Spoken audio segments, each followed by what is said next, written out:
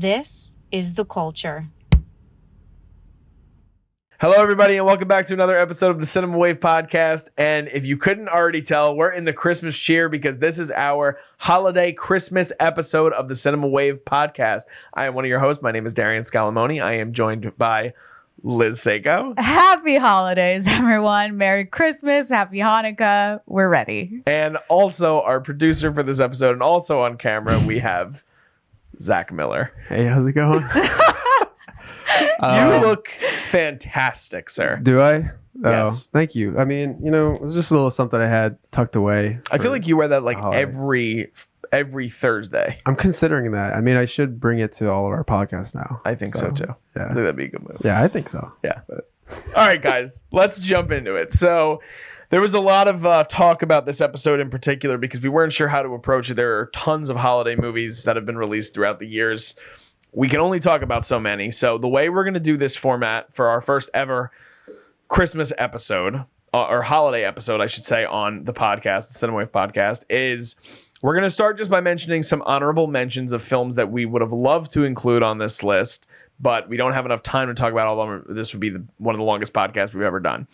But after we're done just kind of jumping back and forth between those films, we each have selected two holiday movies that are near and dear to our hearts that we'll have basically a roundtable discussion on as a group. Are you guys ready to dive in? I'm ready. I'm ready for this. Okay. All right. So starting with our honorable mentions, I'm just going to run down them and then we can highlight whichever ones we want to talk about for a little bit. Okay. These are all films that we have decided that are either some of our favorites that are a Christmas movie in our mind or are Christmas adjacent. So either takes place during Christmas, has Christmas elements. Some people may believe that they're holiday or Christmas movies.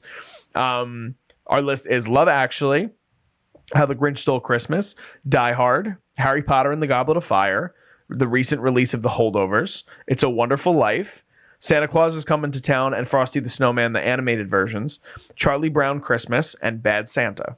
All right, so Liz, let's start with you. Give me one that you wanna jump into really quick. I mean, I'll do the one that I fought for, Harry Potter and the Goblet of Fire. It's a great movie. I mean, I arguably I would say the entire Harry Potter series is kind of like a holiday series to me, only because I watch it with my sisters and my mom every Christmas. We literally will binge it.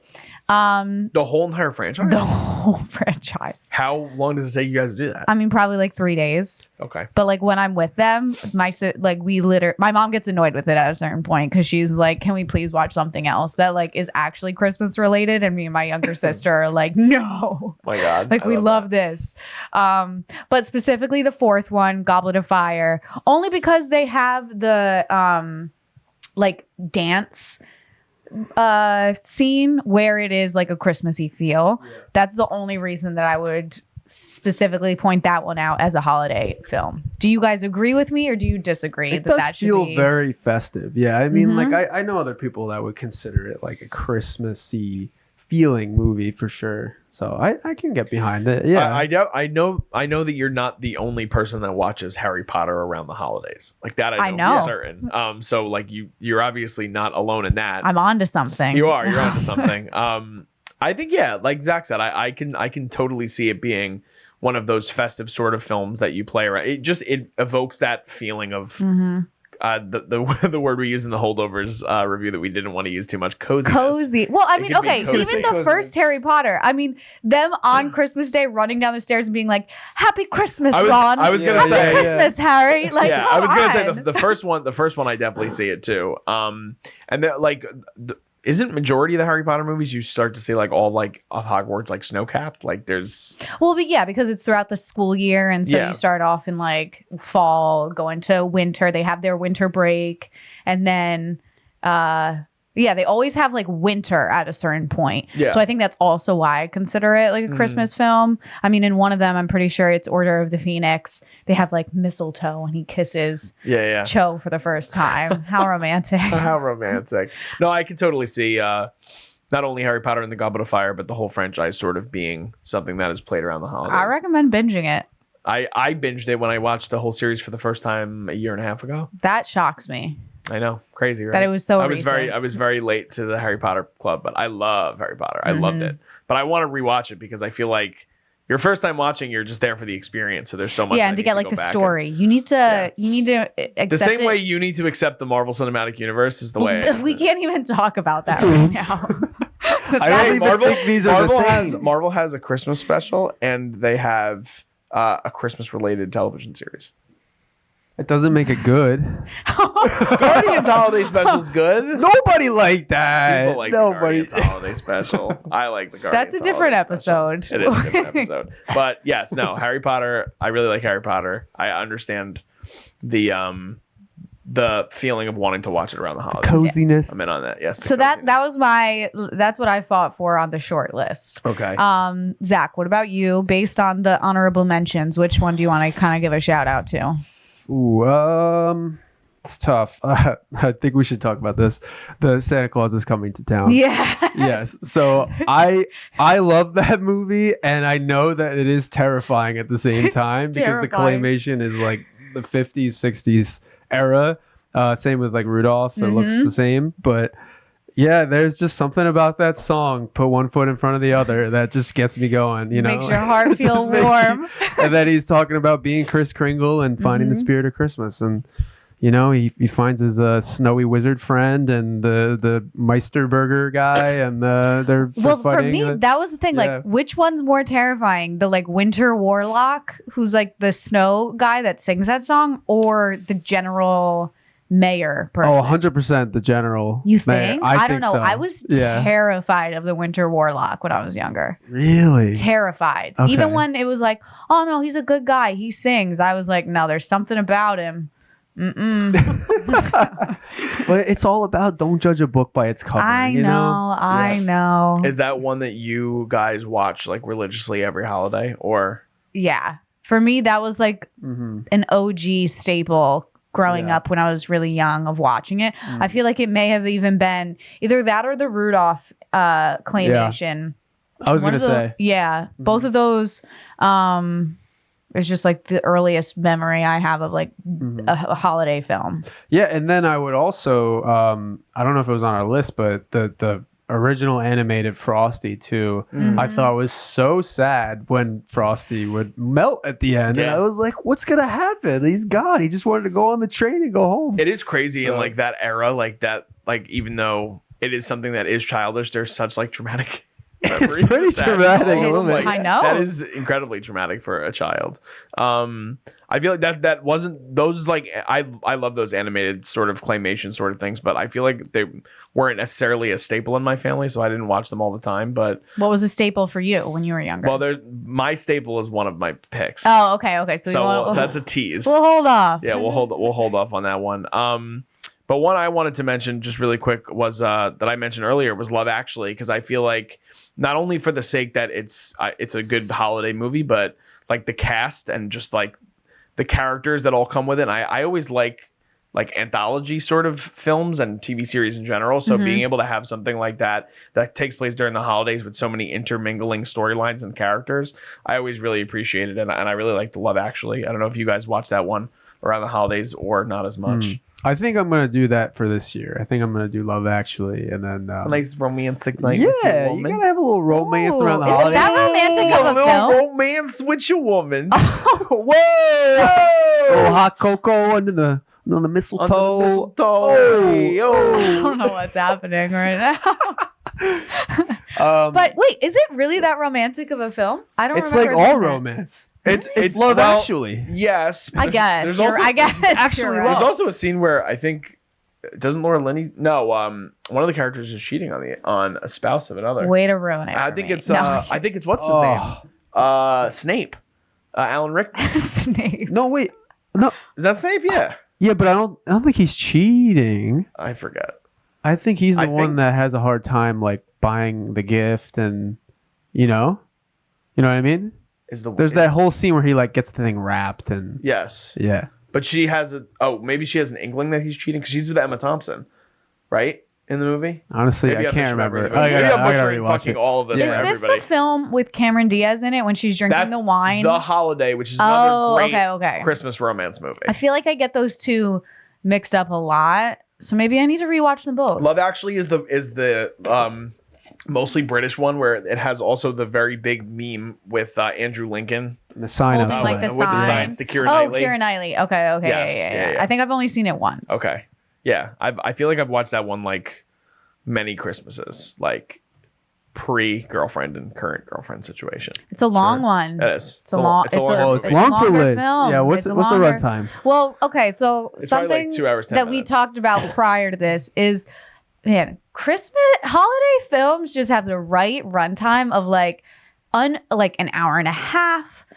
Definitely like even a little bit shorter, which is great because then you're not spending your whole night watching just one film. This one's a little bit over 2 hours, so I think it's a little long. Might have to cut it off. Might have Liz's to list. might have to cut some of it. That editor. Also, before we dive into our picks, here's something I just thought of that I feel like would be an interesting conversation starter. In recent years, with like the recent holiday movies that are coming out, why does it feel like all of them just suck?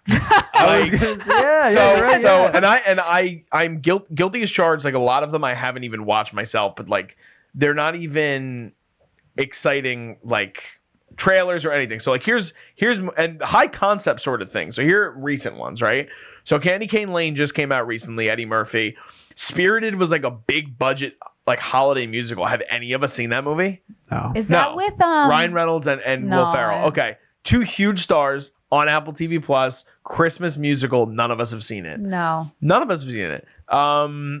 Last Christmas was another one that came out, which was all like literally George Michael music based on that song with Henry Golding and Amelia Clark. I didn't know that. Exactly. Oh, yeah. None of us have seen these movies. I saw the previews. Yeah. None of us have seen these movies. So what do we think needs to happen in order for that sort of trend to turn in a different way? I do like how last year, which I still haven't seen this movie either, but like they put David Harbour in that like Santa action movie Violent Night. I didn't see it, but I've heard decent things. But like at least trying to turn things on its head. And there are holiday Christmas or holiday horror movies and things like that too. But what is it for you guys that like, is there something missing from the holiday genre right now? Or are you just good with your classics and you don't even need any more I'll be additions? honest. Every year I just kind of watch the same holiday movies anyways, because it's like, when else do I watch them besides that time of the year? So I feel like I don't have an interest in seeing any new ones. So maybe they just should stop. But don't you think at some point it's like they're going to need to bring something like at some point Elf didn't exist. Like we were all young, I feel like, when Elf came out, but like all these movies eventually came over time. You know what I mean? Yeah. Like I guess. Or they're just going to start looping back and like making it like they've never made an Elf 2. yeah, but like, do we need an Elf 2? No. Do we I need don't a lot want of an these Elf 2. films? I mean, do we need, what was the Vanessa Hudgens full Oh my like gosh. holiday series? That was a Netflix thing, wasn't she has it? so many Netflix movies that I just She's saw. got Yeah. it's like a series. I gotta look this up. I don't know. But it just seems very, the thing is, a Hallmark. lot of these holiday ones that are coming out and a lot of Christmas films, they give very Hallmarky vibes. Yeah. And I'm not on that train. I'm not either. But that's part of the reason why I feel like Holdovers might start to be like a staple for my Maybe. holiday Might. season, because Maybe. it's like a movie that still makes me feel comfy, but it's still like it's also a great movie and it takes place during the holidays. The Princess Switch. Okay. I've heard of it. I've never seen it. Okay. But like, Maybe it's really good though. If we've never seen it, like, all how right, can guys, we Liz talk is going to bad do a about it? review for the pod on the Princess Switch, the So whole there's- series. there's the Princess Switch. 1 through 9. Liz is going to do a full review for you guys. There's only 3. Okay. There's 1 only through- 3. And then there's a spin-off of The Night on Christmas where she's like Okay. the princess. Has Vin So- Diesel in it too, like the Fast Saga? Is it Does 1 she through switch 9? places with Ashley Tisdale? No, but she plays 2. It's like kind Princesses. of like what is it? There's like a young Disney film. I forget, whatever. It doesn't matter. But she plays like a princess and then a pauper, and she's like playing 2 people that end up being like twins, I'm pretty sure is what it is. Interesting. Yeah, they're all starting to sound Hallmarky to me. It's very Just go Hallmarky. right together. Yeah. I don't know. Yeah. So I rewatch the same movies every year. I hope that there's a couple films that come out soon that like kind of break the mold. I want to see some new. We need modern classics for younger audiences. You Yeah. need to be able to. I was what's the best like even the ones we're all talking about. I'm just gonna look at. So we have 04, 94, 90, 2004, 2003, 2002. So you're saying there hasn't been like a Christmas staple in 20 years? No, I think that we just are the missed audience. I think that there's definitely like other, like some anime. I think there's one we animated. stopped watching once we like aged out of it. I think a lot of it. Though, like we're still returning to these every Christmas, like Christmas. Right, but those are because we grew up with them. I think like those. So you think younger audience members have these? Yeah. So for example, the new animated The Grinch. Like, do you know that one? Yeah, it came out in 2018. Yeah. Apparently, it's one of the like highest grossing holiday films of all time. But like I wouldn't see it because I grew up on the other ones. You have a Grinch already, so you're stuck on that one. Well, I also, not that I'm arguing this, but I'm curious if that's the case because there's been a lack of Christmas anything. Maybe. You know what I mean? Like what a perfect time if you're a producer to jump into to come out with a good holiday spin. You know what I mean? They got the MO though. Hour 25. There you go. That's all you need. That's all you need to Liz will be there opening night if you have a runtime under an hour and 30 minutes. I guarantee it. I love that this is it makes it more enjoyable that you don't feel like you're wasting your time. If you guys didn't already know, Liz hates movies. So all right. Should we jump in? Let's jump into our picks. Let's start with one of Zach's. So I feel like a good one to start with is one that I do feel like is a staple for most people. And there's differing opinions, I feel like, on it. I do think this is a movie that over time, it's like, I feel like when it first came out, everyone was like, oh, this is like an amazing Christmas movie. And then as time goes, it's like, I'm not going to watch it as much. I'm going to say Polar Express was one of Zach's picks. Zach, I love Polar Express. Yeah. But curious on why that's one of your picks and how you want to steer this conversation. Okay, so I want to steer by the way, giving film criticism in this outfit is just icing on the cake. I think I really have to do this all the time. Take me seriously if you really want to. But so Polar Express, it just has a couple, like similar to the old movies too. It has a lot of heavy hitting themes, and then the animation was really ahead of its time. But for some people, that also cripples it. It's a little terrifying at points. I mean, there's the nightmare sequence in the train car.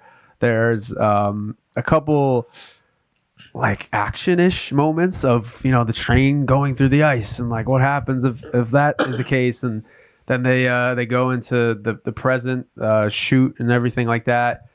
But there's always these like really heartfelt relationships in the movie. Some of the music is really great to revisit. I just like it. And then for Tom Hanks to whip together about 4 or 5 performances in the movie is really cool too. So yeah. I think that part of what you were just saying is why I like it so much, because it mixes all of these own little scenes and moments within different genres within the Christmas genre. Like you have those high like intensity moments, even though it's like the movie's rated G, but for a child that could be something that could be high intensity, and it's still like gets your heart rate elevated when you start to see some of these things happening to these children.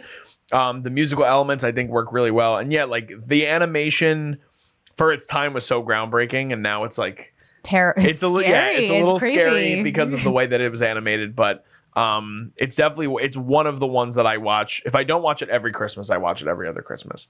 Liz, what about you? I haven't watched this in a while. It really didn't stick with me as growing up. I think it's just because it creeped me out a little bit too much, the animation.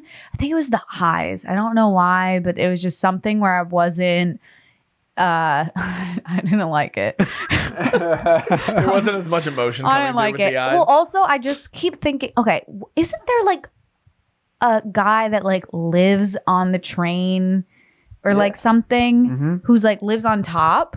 Yeah, the hobo. Oh my God, he like terrified That was me. Tom Hanks. Well, that's one of Tom Hanks' roles, Well, he terrified me, and so right away I was like, I don't want to watch this. But thinking back on the film, like the overall like storyline of like the whole Belle thing, it's a cute story, but I just think for kids, I don't know, I didn't vibe with it as much as I wanted to. When was the last time you think you watched it? Probably like over 10 years ago? Yeah.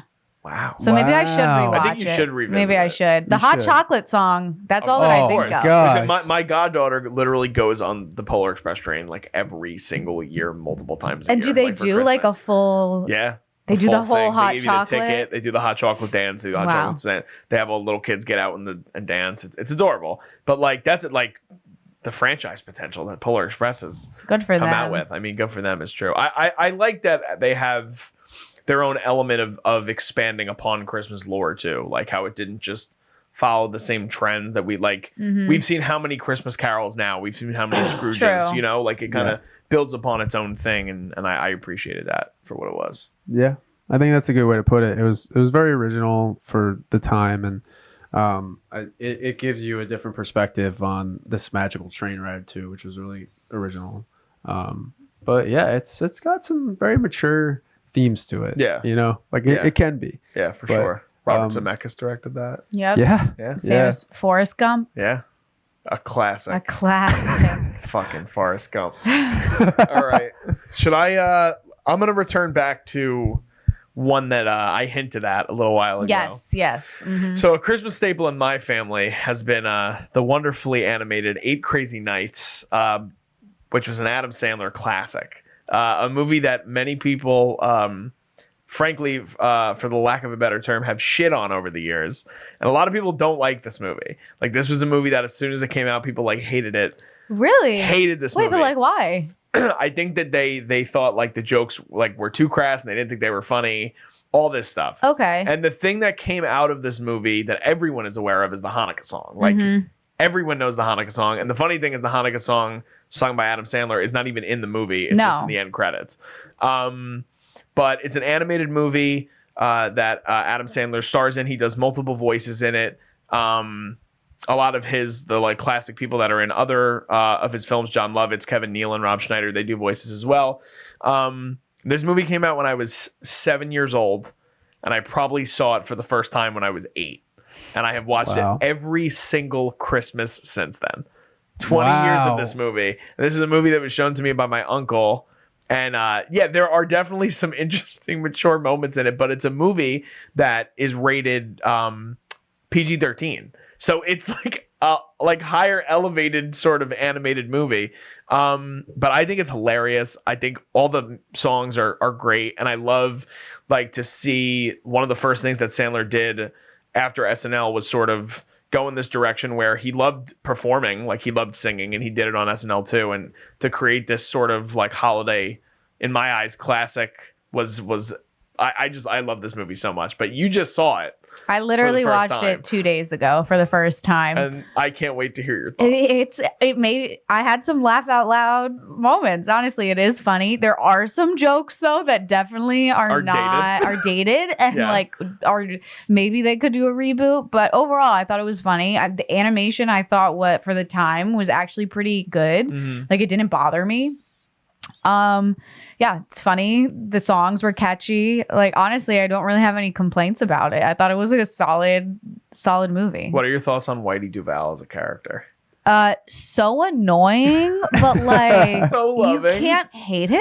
You can't for some reason. But the voice at a certain point, I was like, oh my god. I think I was like, turn this off. But at that same time, like, the voice is what makes him him. Yeah, I don't know what other voice they would have. Yeah, I agree. Yeah. Zach, when was the last time you saw 8 Crazy Nights? Dude, so long ago. Yeah, like a long time ago.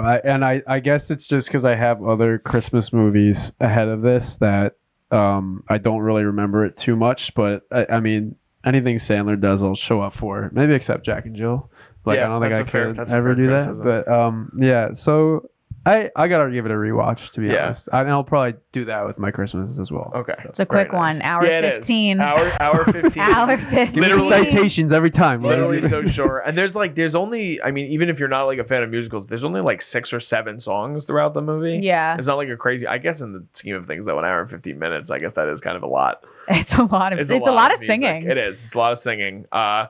Definitely a Hanukkah movie as well. Davy Stone is a character I will never forget. He'll forever be in my heart around the holidays. So 8 Crazy Nights is my Christmas staple, along with the other pick that I made, which I think we'll probably save till the end because it's one that many people talk about. But Liz, why don't you sprinkle in one of your 2 picks?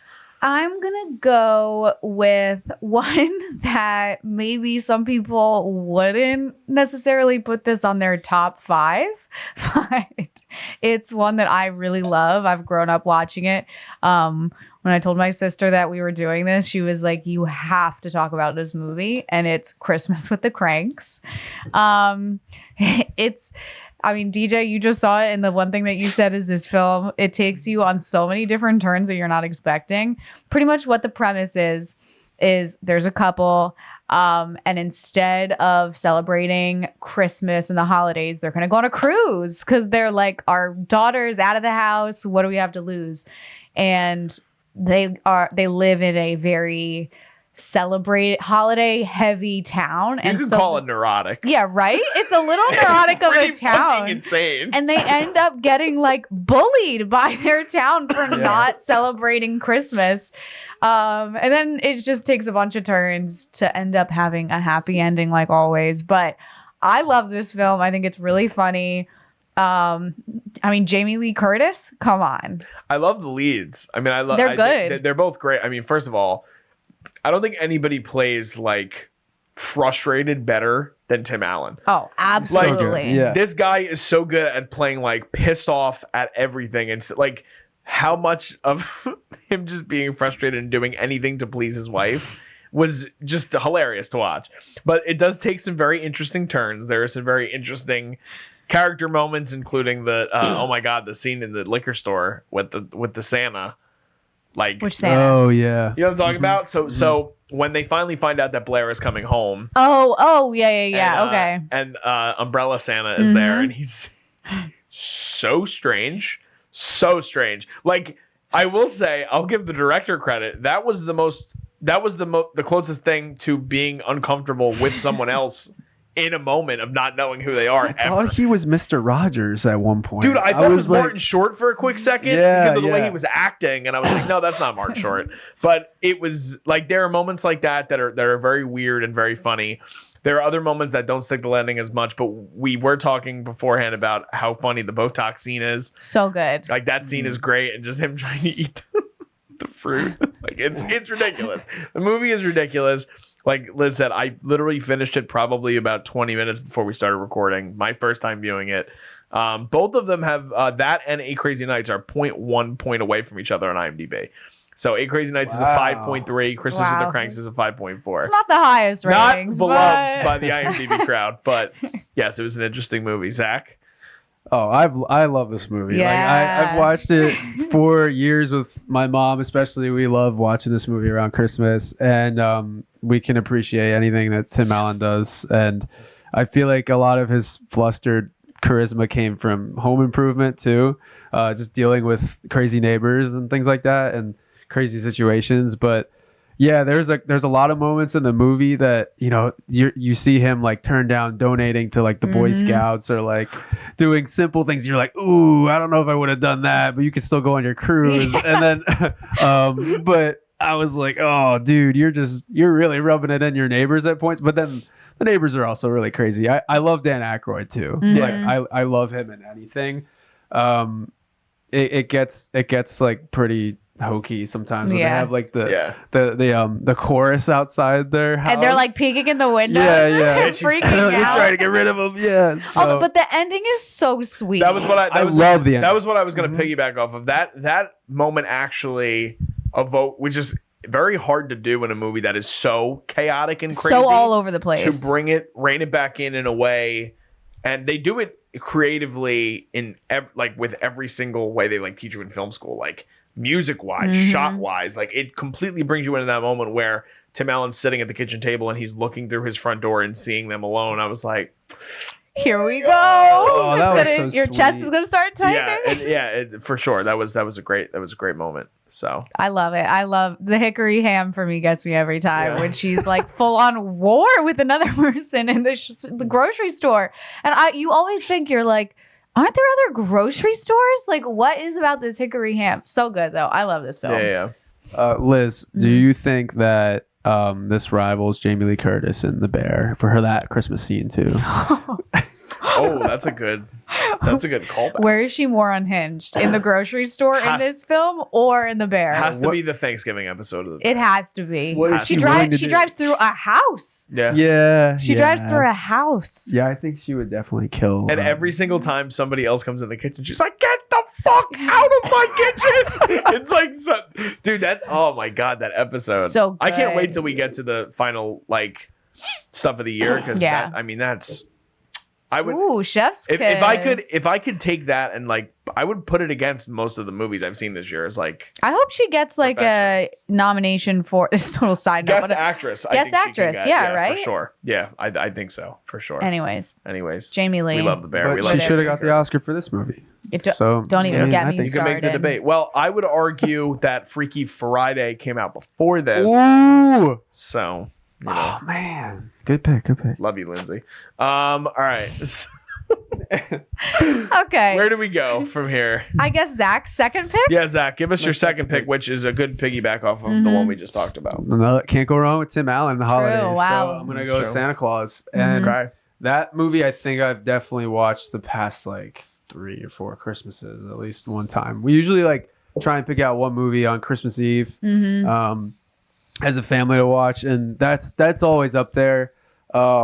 It's just there's some like special effects and stuff that are dated, but you're not focused on that. Like it's just a nice like commemorative, like my dad is Santa Claus. There's a lot of magic to that. Like growing up, there was like so much magic to that for me when I was watching it, and I just love the just them experiencing the North Pole for the first time, and him discovering the abilities of Santa and that kind of stuff. But then that's another movie. There's like some darker stuff when you rewatch it, like the divorce and the like they think that he's crazy for thinking he's Santa, and they separate Charlie from him, and that was like, whoa, this is a lot deeper. This is heavy out here. Yeah, so I love that movie. There's just so much around with it, but yeah. The divorce part in particular, like, so I haven't watched the Santa Claus in full in a long time, but I think it was either last Christmas or the Christmas before that I had caught a part of it or some parts of it, and I remembered that part being like prevalent, like when I was watching it, the divorce, and I was like, damn, this is really dark for like a Christmas movie. But like you said, Tim Allen can't really go wrong, and this movie stemmed a whole franchise, like a legitimate Christmas franchise, not only through multiple films with Tim Allen, but now 2 seasons of a Disney Plus streaming series. I know. Yeah. So it's definitely one of the more popular ones for sure. Yeah, I just I hadn't seen this in a long time, so I was like, okay, I'm gonna rewatch it, and so I rewatched it the other day. The divorce was way more prominent than I remember it being as a kid, and about when they got to the North Pole, I kept thinking, I was like, isn't the mom going to be worried? Like, where's her son? And I was like, is this going to be an issue? And I didn't expect it to take that much of a turn. I just didn't remember it being so problematic. But also I want to say the young kid, what a great actor. Oh, so good. So good. Like now I feel like some films now when they have young actors, it's kind of like, okay, you could have gotten someone else, but he was great. Is he still, did he carry on in the franchise? The young actor? I don't know if he played Charlie. He looked the second. I mean, he's grown up in the second movie, but he does look like he grew up. So he is in the second one. Eric Lloyd. Oh, he is in the third one too, and then he's in one episode of the Santa Clauses. Wow. Which means he's not there for the remainder of it. So he made a whole career on these. It's crazy. But that's another thing too. We were talking about remakes and just some Christmas stuff that's like coming out now. That Santa Claus series doesn't have the same appeal to me as have you watched other it? Movies. I haven't watched it yet, so I don't know. But you think you might tune in at some point? I think I will, just because it's Tim Allen again. But it just looks like they like dumbed it down a little bit, and they made it a little too cartoonish. Like even the third movie, it gets really hokey. The third movie is very hokey. Yeah. Fun fact, he is now a sound designer and sound mixer. Wow. Hey. That's now what he's been doing since 2017. Congratulations, Eric Lloyd. Get it. Good for you. That's how I felt with the Mighty Ducks stuff, by the way. Okay. Yeah. Like I didn't watch the Mighty Ducks series, but the Mighty Ducks movie franchise is like one of my favorites as a child. And like once I saw it, oh my God, it's so good. Mighty Ducks is so good. But the Disney Plus show was just like, they're just making this just to make this. And they originally were talking about doing like a Sandlot show. That never came to fruition, thank God. Yeah, no, I can't do that. I wouldn't have liked that. But now we're getting off topic again. Get into another pick. All right. Yeah. I'm going to mention my second film now, which luckily we have someone in the room that can really talk about this at length. And that is the movie Elf. Which stars Will Ferrell and is directed by Jon Favreau. And Zach is doing a cameo. Are you talking? I thought you were saying Liz can talk about it in length. Oh well, I can. It's literally my favorite Christmas. I was referring to you though in your costume. I can assume. I don't know why we would get that from my costume, but yeah. Go ahead. This is my number. Like, if it wasn't your number one pick, I would have picked it as my number one pick. I watch it all. Like, I could watch it in the summer. Honestly, I think it's so funny. Mm-hmm. It's just a classic. It makes me laugh every time, even though I know all the jokes. I think Will Ferrell is just genius. And I really couldn't picture anybody else in the role besides him. The thing with this movie it's my favorite Christmas movie ever. Mm-hmm. And I feel like it's very interesting because in recent years when I've talked to other people and just having normal discussions about favorite Christmas movies, it's not all people, but some people are like, I think it's a little overrated, which is what I think. Really? Yeah, which is Zach and I were talking beforehand, and don't shoot us, audience, but like A Christmas Story is one that I think is very overrated. Like I never was super into it. I think and again, not our time, not our era. Just think it's super dated. But then there's like people I've talked to, like older teachers that I used to work with too, and they're like, that's a Christmas classic. And I'm like, yeah, I'm not for me. But the thing with Elf that's so unique is that this movie could have been the worst thing ever, and they've talked about it at length. Could have been horrible. Could have been so terrible. Jon Favreau said he didn't want to do it. Will Ferrell said he didn't want to do it. Like James Caan really did not want to do this movie, and the cast is crazy. Like you said, there's so many quotable moments, laugh out loud moments that you already are aware of, and it embodies that Christmas spirit. I feel like unlike any other Christmas movie. Mm-hmm. Like it just completely yells Christmas at the top of its lungs. Peter Dinklage is fantastic in it, in his scenes. I mean, there's so much to love about this movie. It's definitely my favorite ever. And 20 years later, it's still, in my opinion, like the magnum opus of Christmas movies. Yeah, and still funny. Like it really still is funny to this day. It still makes me laugh. Also, Zooey Deschanel in this, like unrecognizable with the blonde hair. Yeah, first of all, very unique look. Gives a very different vibe to her. Mm-hmm. But I love this movie. Zach, I really like just how I think the reason it hits so well too is it could have been really cheesy if they just overdid the Christmas elements, but they play to how oblivious he is to the real world. Mm-hmm. And I think that's like most of the jokes in the movie, like especially like him in the shower, like with Zooey Deschanel, like just sitting there singing he's just like, this is what I would normally do. And then she's obviously like, what is going on? And then, the stuff with Santa, like just him experiencing New York for the first time and what you wouldn't do if you were in New York, like the obliviousness to the real world and how he's just such this like cheery fantasy character is so funny. I even buy their romance. Like when he brings her to like the shop and she's like, tastes like a crappy cup of coffee. And then she's like, it is a crappy cup of coffee. And it's like, they're falling in love over a crappy cup of coffee. I buy it. Like I don't think it's super, like I like it. I think it's great. If you had to pick, all right, each of us has to pick like, if you can't think of your favorite scene from the movie, one of your favorite scenes from the movie, because it's one I feel like we all love. Okay, somebody else go first. I think the one you had mentioned, the scene with Santa, because of the difference in like Will Ferrell is playing it again so childish, and Artie Lang is like such a like really raunchy and like, but still like just the way he delivers his lines, like, how would you like to be dead?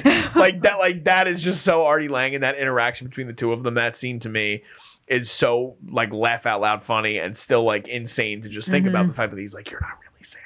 It's like crazy to me. It's sit on a throne of lies. Sit on a throne of lies. So that would be my favorite scene in the movie, but there are tons to pick from. I know there's like too many. I think I don't know, Zach. She's still thinking. I need to keep thinking. There's too many. I mean, like one of them just that comes to mind is just like, what is it? 7 a.m. Santa's coming to town. He just screams Santa. like just uncontrollably. I can't imagine like if that was in real life, like me seeing a full-grown adult just screaming for Santa.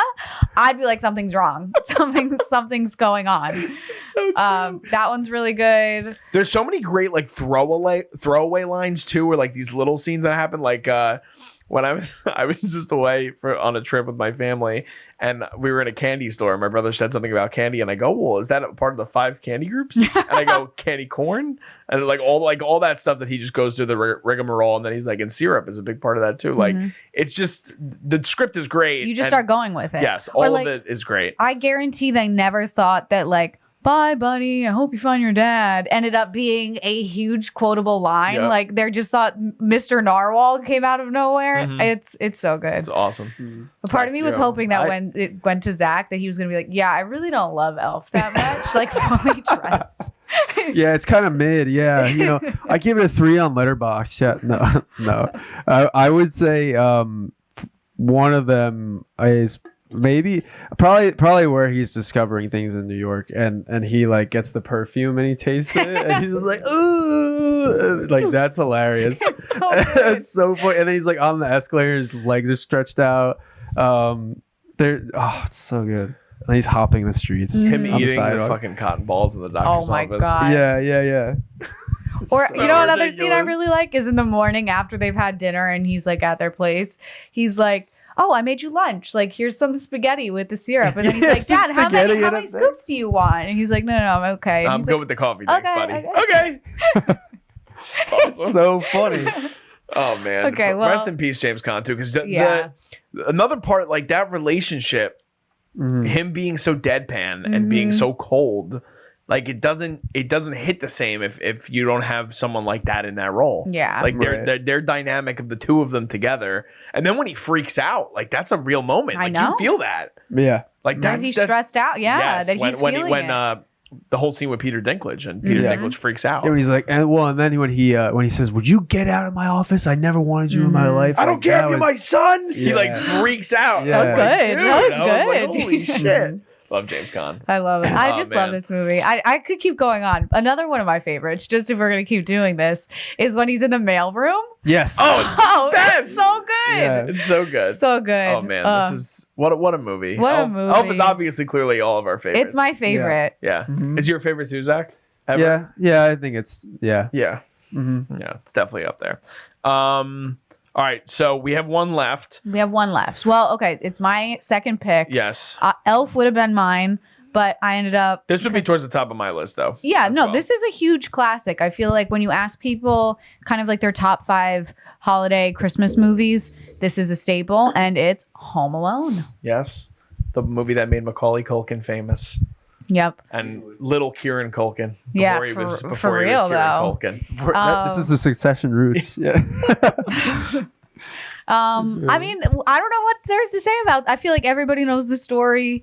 Their family is going away for Christmas, and they end up forgetting him at home, pretty much, and it's in the name, Home Alone. Yeah. And then it just goes through the whole story of him trying to survive out there by himself. I just think it's a really like heartwarming, funny movie.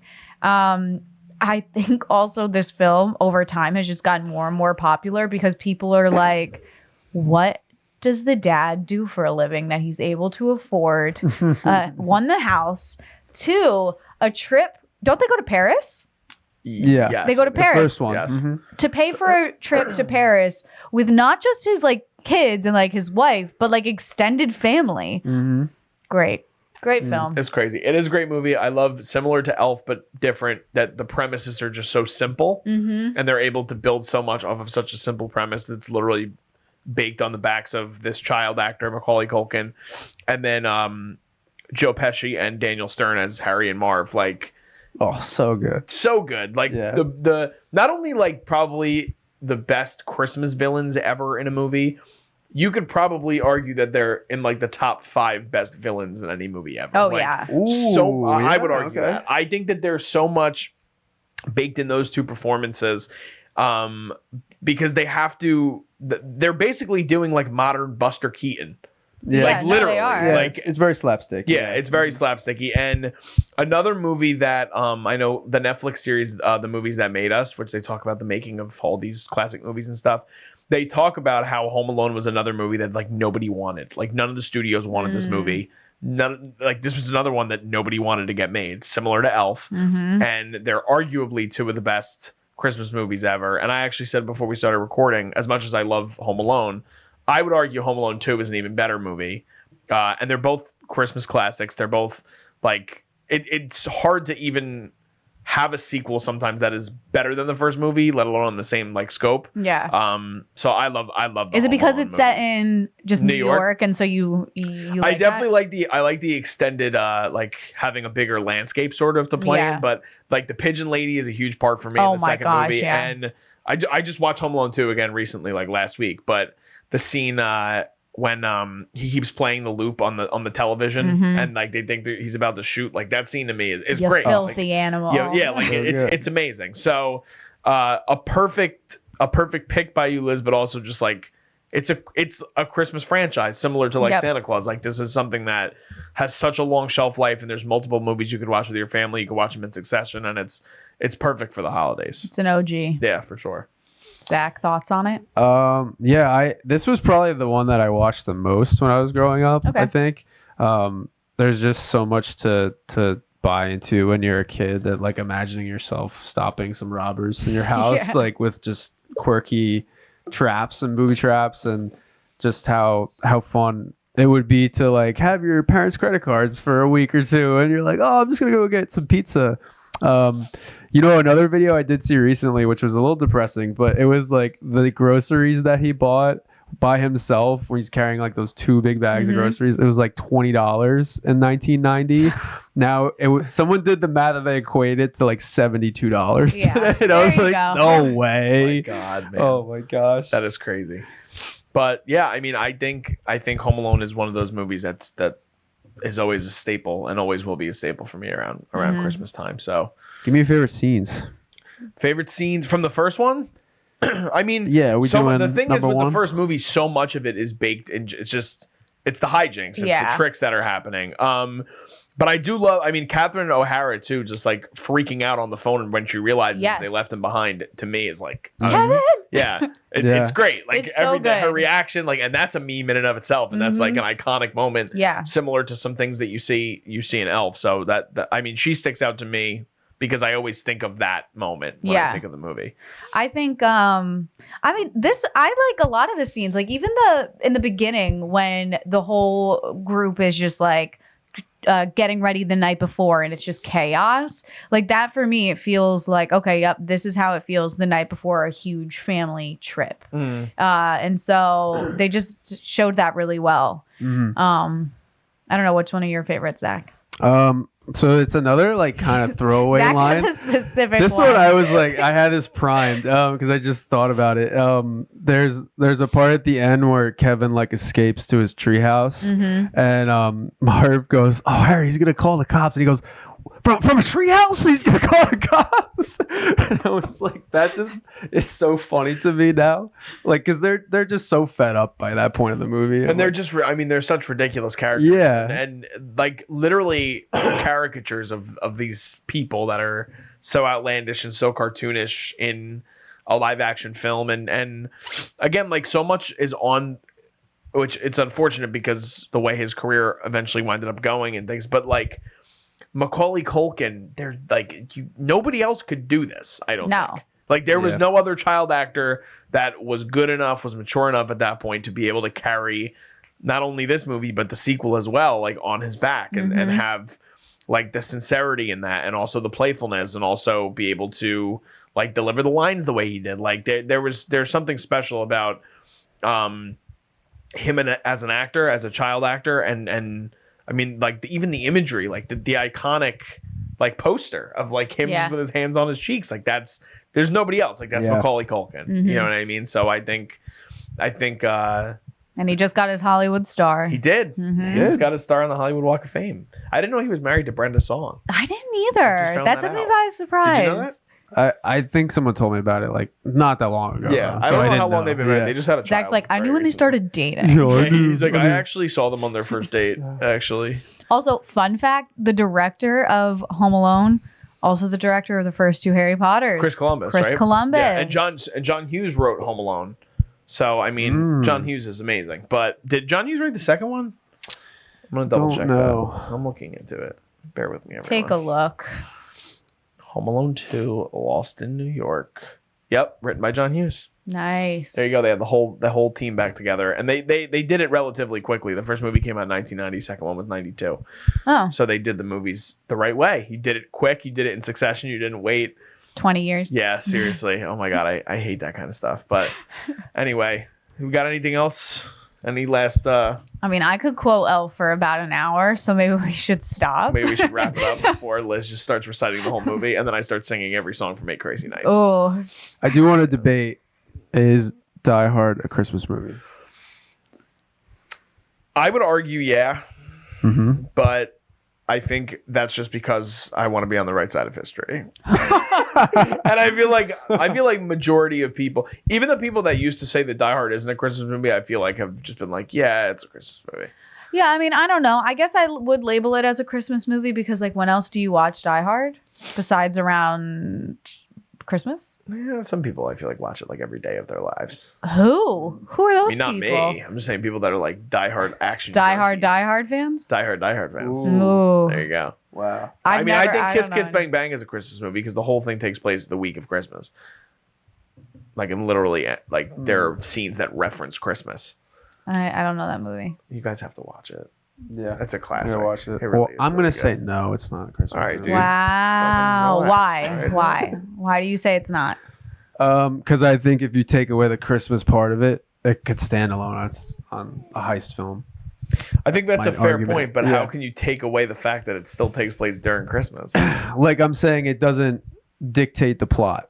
Like if you take out the calendar time of year, nothing changes in the movie. That's okay. I understand what you're saying. It's a fair point. Liz does not agree. Now I'm trying to think of other movies that... Well, it's like Harry Potter though too, right? But you could say the same thing about Home Alone. What if they just went on a family trip during the summer? But her traveling too But it also is a takes lot more place- hectic. So, well, yeah, I guess the same thing. Die Hard takes place during the winter, technically. In LA. Well, so I guess that's a little different. Where does Home Alone take place? Do we know? Well, it's Chicago. snowing. Is it so- Chicago? Oh, Okay. there you go. Zach's seen the movie 455 times. Yeah. That's how we know. There you go. But is that it? Harry Potter is Does that a wrap us holiday up? film because it makes you feel cozy and warm. Die That's Hard does fair. not make Same you feel with that the way. holdovers. Does And- Die not, Hard no. does no, not that's make- true. Die Hard definitely doesn't make you feel cozy. But That's all I've got. all right, Zach, you good? Yeah. Look, All we're right. gonna fight after this. Yeah, all we're gonna fight. in this costume. We're gonna fight in costume after this with Santa hats and all. My Santa hat. Thank you guys for tuning in to our first ever holiday extravaganza here at the Cinema Wave Podcast at the Culture Wave Media Network. If you guys don't already, please make sure you guys like this video. If you're a fan of holiday movies, let us know in the comment section what are some of your favorites that you watch on the holidays. Is it some of the ones that we mentioned, or are there some films that again might be Christmas adjacent, or not even that it's just a tradition with you and your family that you guys watch around the holidays? Be sure to subscribe and hit that bell for alerts when you guys can see when we put out new content. We've been trying to put stuff out as often as possible for you guys. If you guys don't follow us at Cinema Wave Media, we're there on Instagram, we're on TikTok, we're on Facebook, we're on Threads. You could also follow us at _Culture Wave Media, where we're on Instagram as well. You could also follow us at Jersey's Finest Pod, where we have a new episode coming out soon with Mikey Smith. Just signing off, I am Darian Scalamoni. I am Liz Seiko. I'm Buddy the Elf. We'll see you guys next time. Happy holidays.